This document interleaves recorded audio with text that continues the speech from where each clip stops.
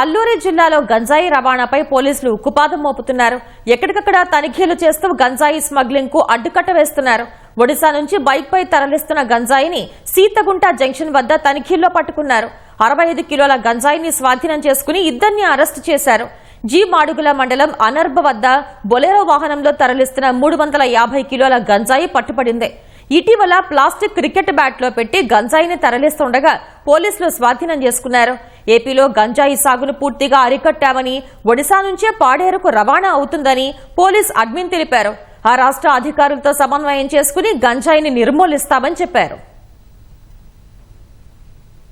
Huge quantity of ganja తరలిస్తున్న vehicle and pilot person ని మనం అప్రిహెండ్ చేసి పట్టుకోవడం జరిగింది.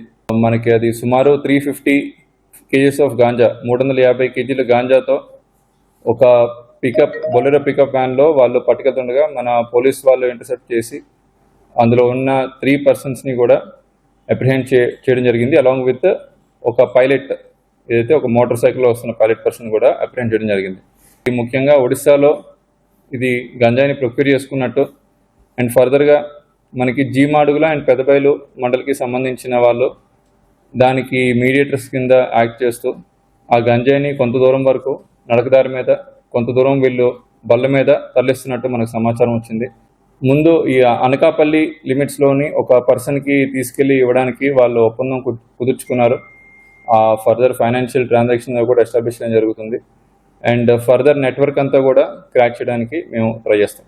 వీళ్ళు ఈజీ మనీకి అలవాటు పడి ఈ 5,000, 10,000 మనీకి గాంజా ట్రాన్స్పోర్టేషన్ చేస్తే ఈజీగా తొందరగా మనీ వస్తుందని చెప్పి కొంతమంది యువత దీనికి పాల్పడినట్టు మనకి తెలుస్తుంది.